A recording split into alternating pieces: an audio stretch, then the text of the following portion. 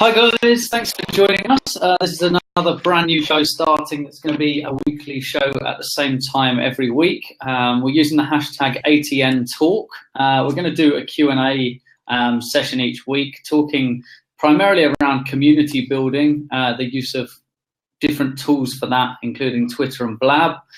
It's myself and the lovely Dawn Carter, otherwise known as @Descartes on Twitter. So if you connect with us, you can either connect with me at AllThingsNetworking or at I'm Tristan G is actually my other personal account. So you can connect with us on either of those accounts there. But we're going to have a little chat today, and we're open to questions on this show as well. So if you wanted to ask us questions, this show is being hosted over on blab.im. I always have to reiterate this, even though if you're watching on Blab, because we repurpose these videos and put them out through YouTube as well. So anyone who wanted to join the show, in Australia, it's hosted on a Tuesday, but in America, you're on a Monday still, I believe. Here it's Monday. Yeah, so Mondays in America, Tuesdays in Australia. And if you wanted to join us, it's blab.im/ATW networking, and you'll be able to find the shows scheduled there, subscribe. And all you need to join the conversation is a Twitter handle. So I guess talking about community building, I know that you are hosting a chat yourself over on Twitter, Dawn, and obviously part of this is something I wanted to illustrate, because we're going to track the hashtags as well. So using hashtags on here doesn't necessarily seem to make sense until you think, well, hold on, when this pushes out to Twitter, that hashtag obviously holds together all the comments and things when people are sharing from there. So do you want to talk a little bit around running a chat and how you like using hashtags and things to curate a conversation on Twitter? Yeah, that's a great question. So welcome everyone. I'm at Descartes. Here's my high-tech place card to show you. So, and yes, that's a great question, Tristan. So I have just recently started in June. I work for a company called Twubs, and we host Twitter chat software, part of our marketing strategy to connect with folks who connect with their tribes online, hosting Twitter chats. So we figured, heck, if we're going to be promoting this software, we want to know exactly what the ins and outs of the pain of an actual Twitter host is. So I'm the guinea pig. I get the one that gets the pain, but it's actually been really a great experience. I hope the dog is not bothering you guys. So sorry. Sorry about that. So anyway, one of the strategic decisions that we had to why we were decided to host a chat is that it is a way to gather people together on a weekly basis using Twitter around a topic or content that is of interest, mutual interest. So mine is called Twub Chat. Our company's called Twubs, Twitter Hubs. So ours is Twub Chat. And again, it is part of our greater marketing mix of reaching and providing value to folks that are using either tweet to screen or live event tools. So that's part of our reason why we did it. So one of the first things before I started hosting that chat, and it's one of the things that I always recommend, is find out obviously who your customer is. You need to know who they are, what value they're looking for from you. So we asked them, we sent out an email to some of our customers and said, what can we as our company provide to you? What do you want to learn? How can we help you succeed? So they really dictated to us what the content was going to be. The number one thing people wanted to know about was, how do we host chats? How do we connect with our tribes? So I thought that was a neat, great first step. So so we went ahead. That's one of the big things.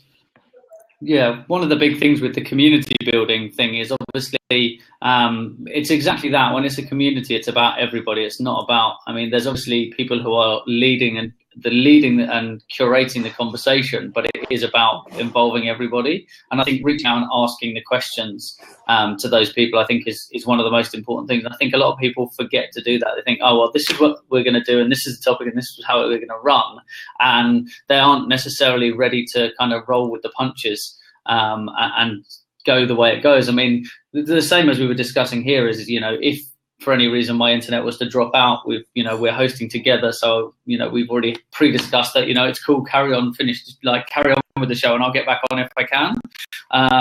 In the same way, if the conversation takes a turn and it's an opportunity to engage more with the community, I think it's really, really important to do that, and to really engage with people. So with that in mind, if anybody did want to chime in, wanted to get involved, please do feel free. You can come on video and join us. This is a lot of my shows, you might know that I quite often lock the seats off because of the way and the style of the content we're creating. But here, it's definitely a Q&A session, and it's an open forum for people to come in and ask their questions, or even come in and add their own value and their own opinions on what it is we're talking about. So please do feel free to join us as well.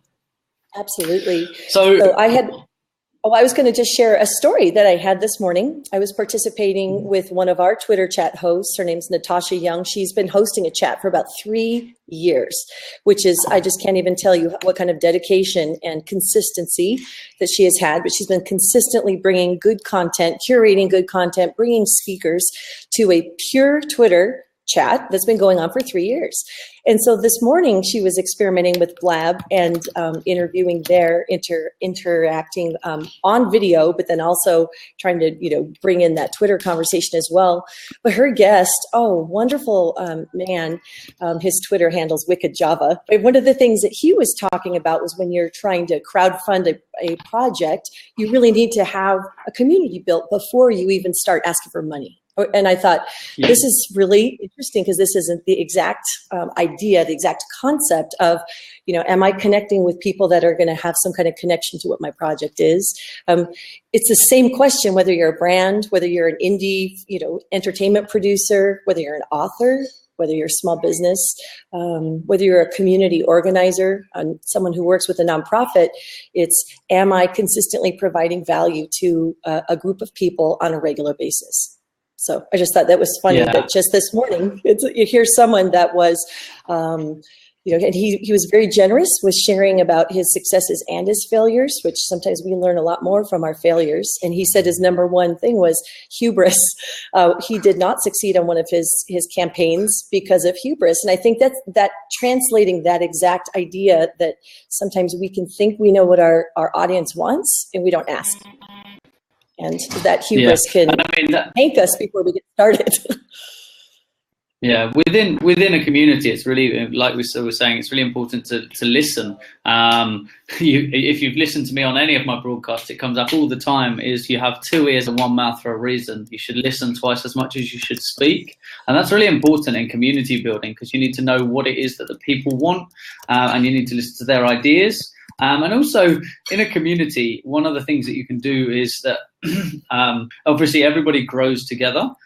So it's really, really important that you not only get ideas and share good things from your experiences, it's also share those setbacks and failures that you've faced, so that everyone can learn from them, so that you can help other people avoid those problems. It's the same reason that people go and they get a mentor or a coach, is to try and stop those things from happening, or try and deal with them if they do. Because if you're doing it in a community, that's a really powerful thing. And I mean, that's why our whole business is built around building a network of people, because not only do we teach, educate and inspire those people, but we're helping them to support each other. So it's about having like a good support network as well. Because quite often, especially if you're in small business or you're an entrepreneur or something like that, you quite often feel like you're on your own, and you're sat in an office on your own for a while. It gets lonely, and you feel like you're the only person facing those problems. And it's just reassuring to get that peace of mind from other people, that other people face these problems as well, and here's some things I did to deal with them. So I think that's a really kind of prevalent thing about community, is just the connection of the people and having that support network there. Yeah, in fact, I see that, I don't know if Stephen is watching Just Us or a couple, but Stephen Caggiano was a part and is a part of was a part of an early adopting group. Stephen, what was the name of that group that you were a part of that was, you were like resourcing each other and teaching each other when social media was just starting, and it was really kind of us guys. There we go. Yeah, hashtag us guys. And I love learning from people that had a good experience. I think that if there was one key takeaway from tonight's discussion about communities is study the people that do it well. Absolutely study the people that know how to do it. For me, I patterned myself off of one of what I would consider one of my mentors, Charles Lee. He's at Charles T. Lee on Twitter. And he's a genius when it comes to orchestrating and bringing together a tribe. He, creates space for real, like good connections to happen. He's very, there are a lot of the principles I'll say that when I'm watching what a good community looks like have all come from watching communities or tribes that he's formed. So first hashtag community. Oh, there you go. So Us Guys was the first hashtag community. Nice. And how did all of you guys find each other? I mean, obviously with your hashtags, but was it around a chat, or did you guys meet at a conference?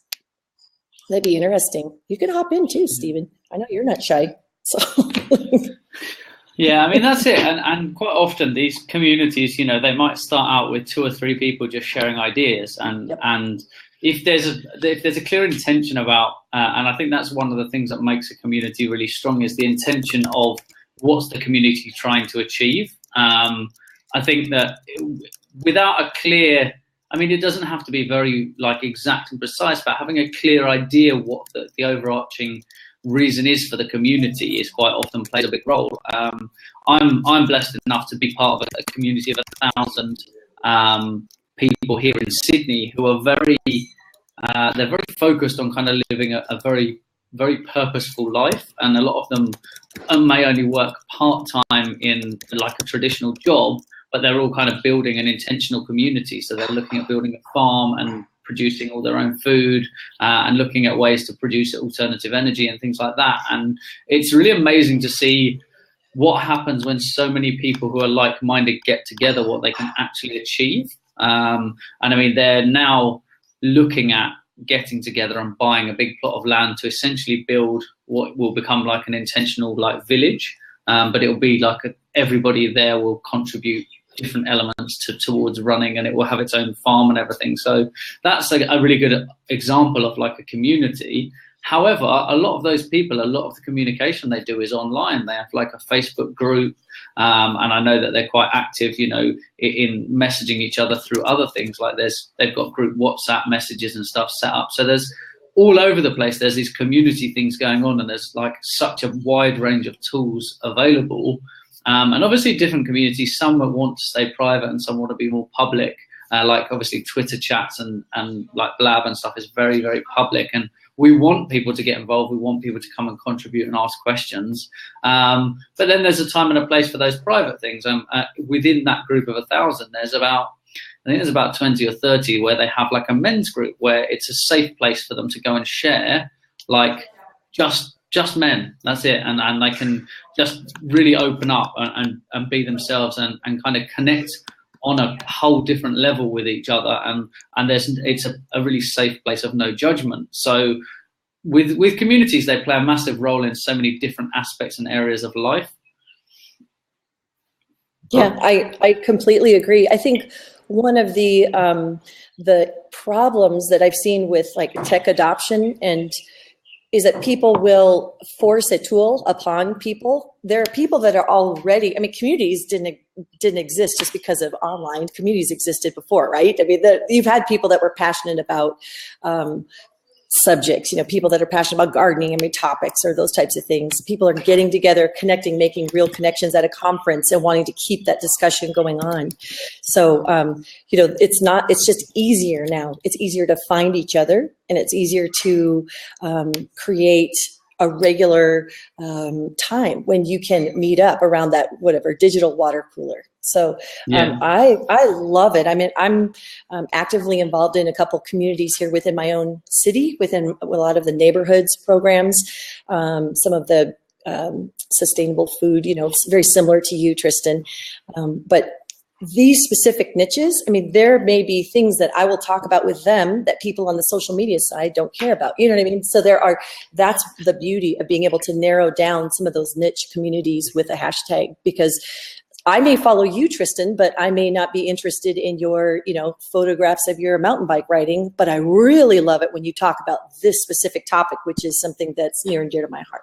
So I love the ability of using hashtags to divide out even a person's conversations to something that's of relevance to you.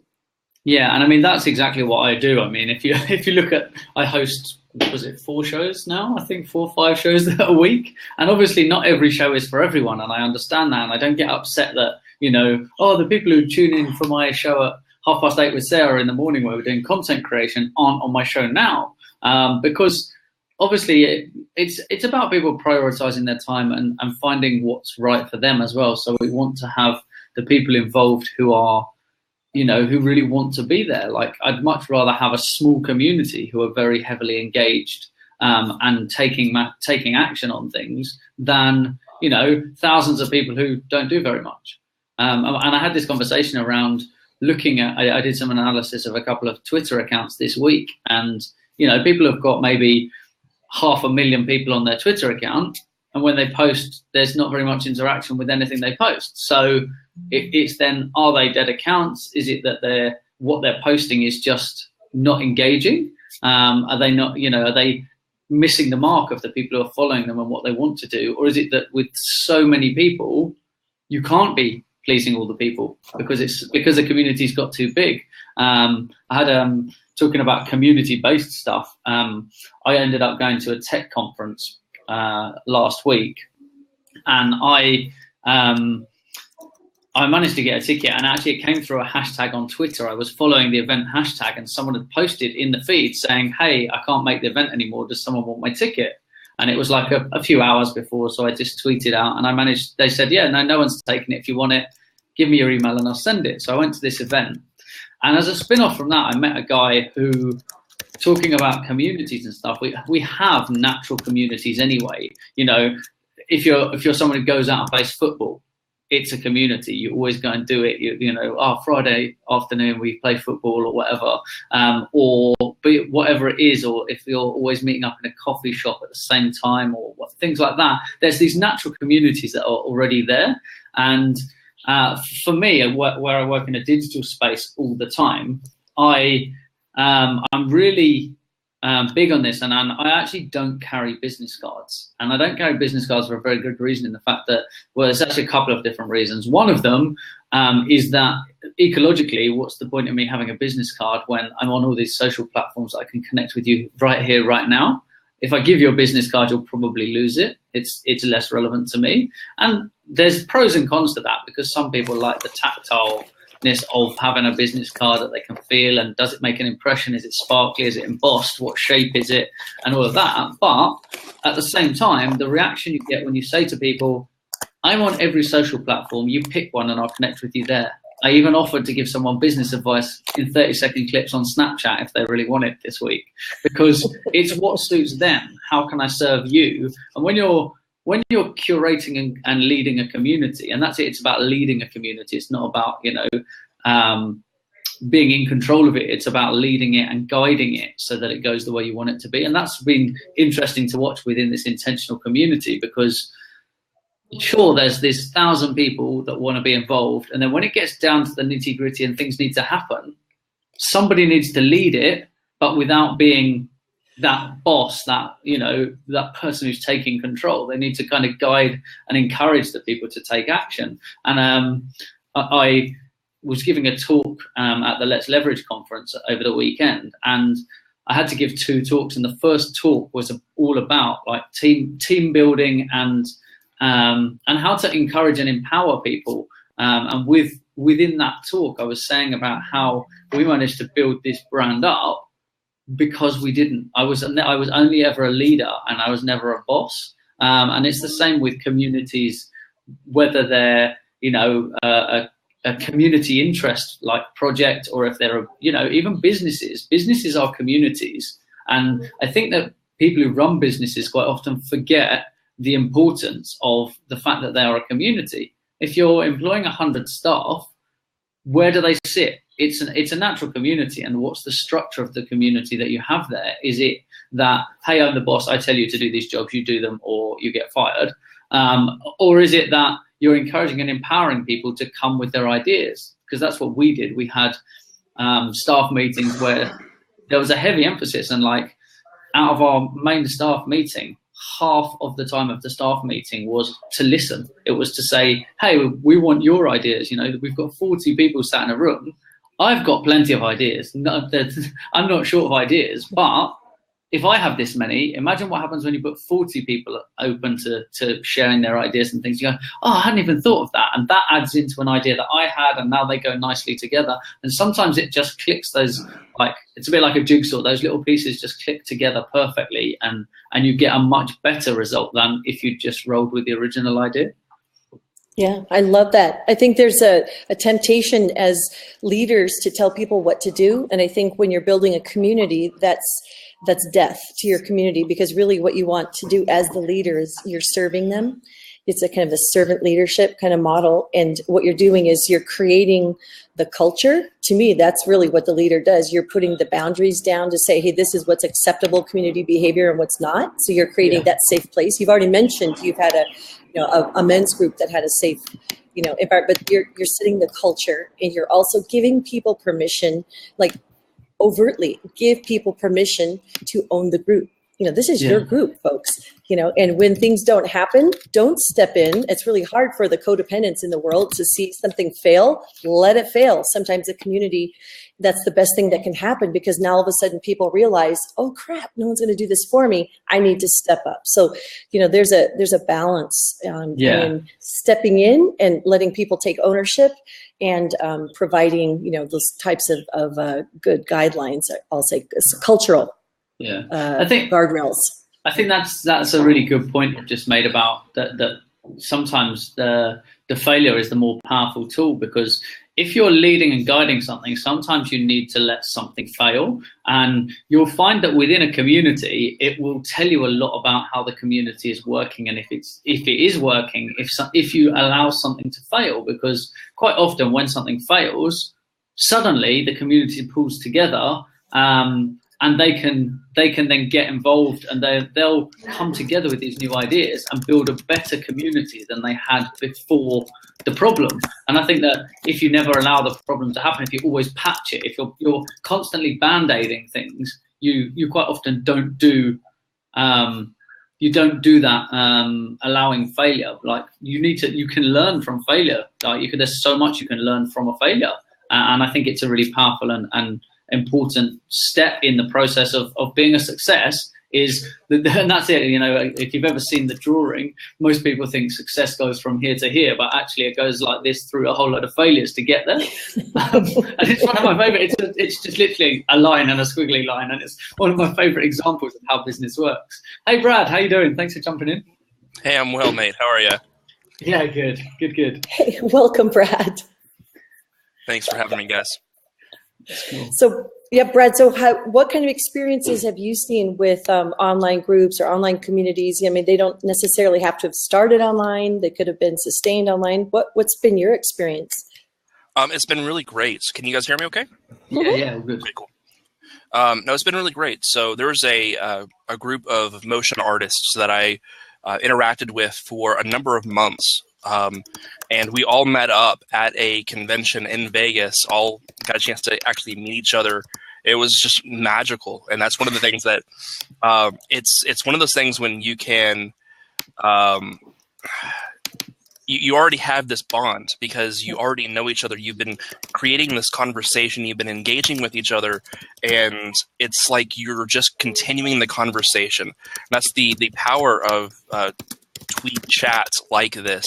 It's one of the things that I really want to hear about how the business that you're with now, Dawn, is empowering these kind of things, because I'm looking at starting a community like this that serves the needs of corporate communication as well as digital signage folks.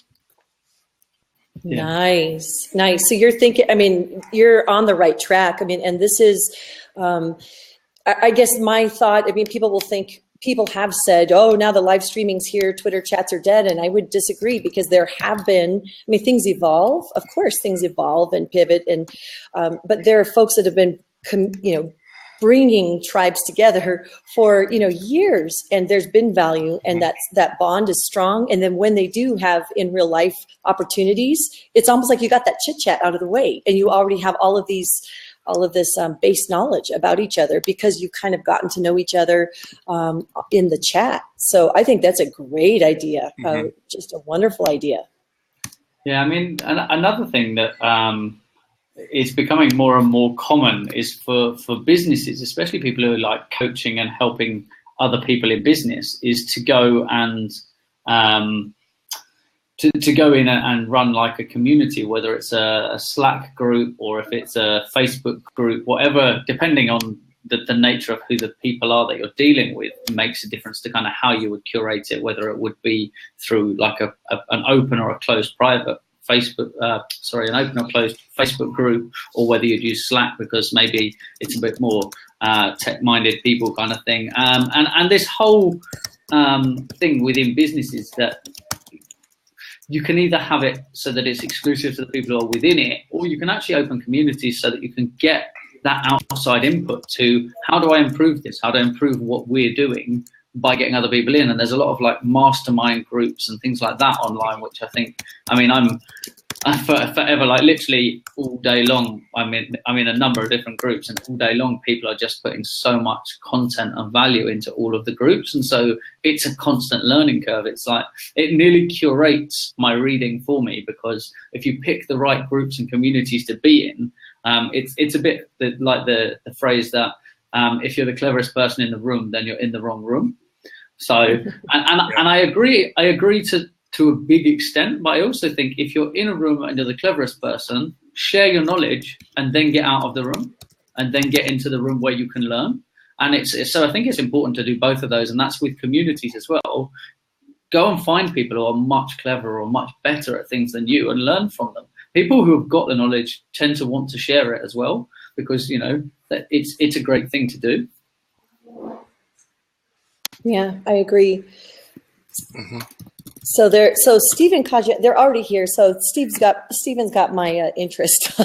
He's talking about, if you've been following along on this chat along the side, that there are con men. This is the age of the seasoned con man. So I would love to hear, Steven, what prompted that, or what direction that is. Are you saying in terms of people coming into chats that they're being used improperly?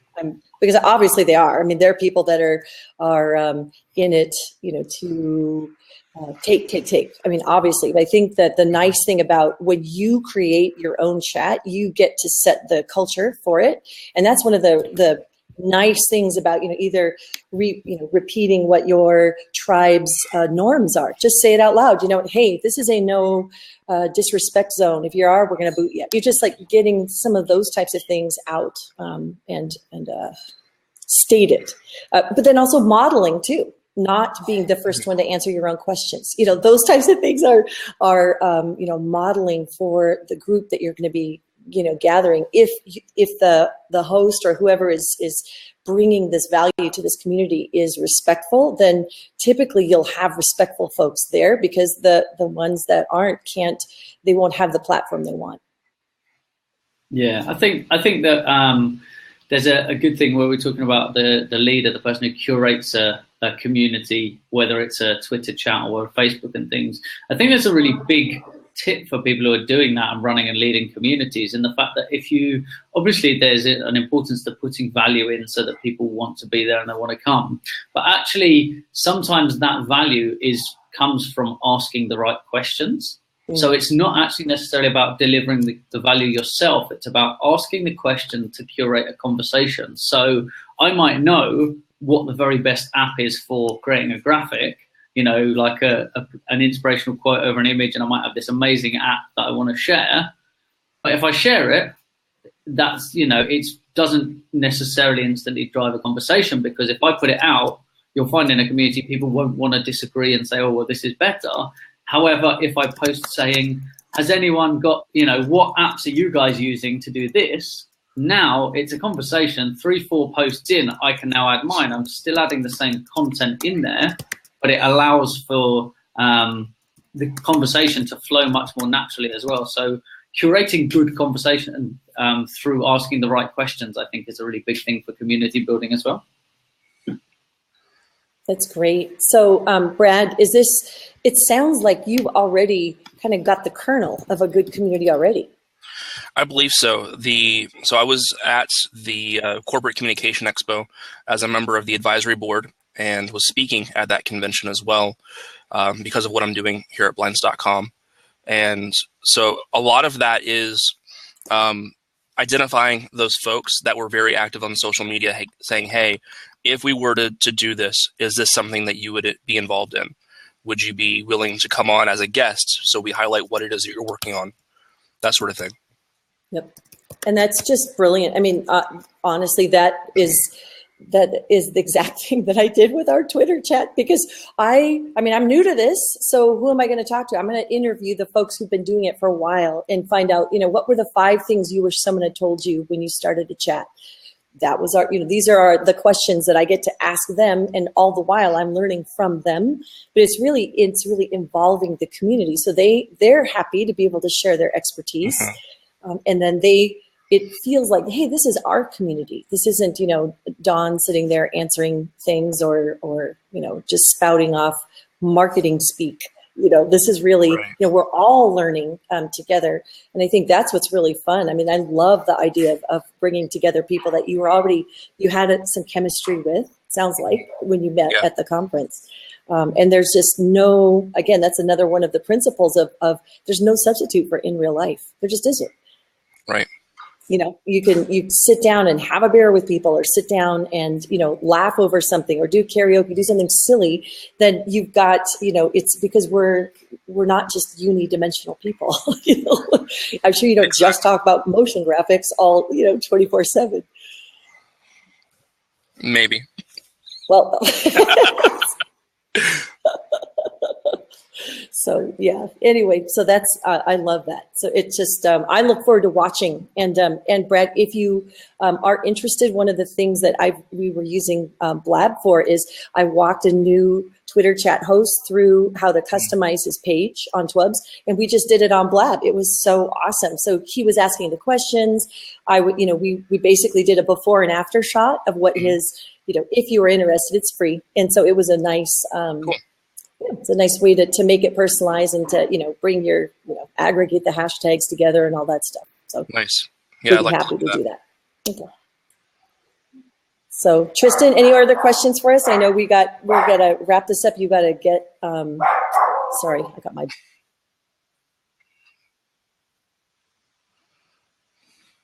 Oh, I lost audio from Tristan. Sorry, I muted myself because I was typing. I was just going to say we're going to be doing this every week, and this was just kind of a precursor. This was kind of just to set the tone and see what the conversation is going to be around. We might have a specific topic that we're going to put in there each week, but it will be around the same sort of thing about community building and, whether it's tools for community building, some tips that we've learned that week, or, something that we've heard from someone who's building a really good community already. And we might even try and call in a couple of people who are running established communities to tell us, how do you manage a community, with, maybe thousands of people coming in and chatting all the time? How do you keep control of it without it becoming like this monstrous beast that you have to commit all your time to? So that's what we're looking to do over the next few weeks as well. So appreciate you jumping in and joining us, Brad. It's been awesome having you in and hearing what you've got to say about where you're going and why you're so interested in the topic as well. Because for us to serve people better, obviously, it's important for us to know why people want to get involved in the chat. So with that, I think we're going to wrap up this week, and then we're going to come back again at the same time next week. We will be tweeting out the links, and the hashtag will be ATN Talk on Twitter and on all the other socials. So if people want to find what we're doing, that's where they can find the information. And these will get repurposed and put out through YouTube and various other channels too. So Thanks a lot for jumping in and launching this week for me, Dawn, while I was finishing up, and Brad for jumping in, and everybody who came in on the chat over here on blab.im. Again, if you wanted to find the show really easily, if you're not watching this here live on Blab, it is blab.im/ATW networking, where you'll be able to find the link to all of these shows. Or if, like I said, if you go onto any social platform and type in the hashtag ATN Talk, that's ATN for November Talk, you'll be able to find the links there. We'll be posting short links along with all the posts. So we'll catch you again same time next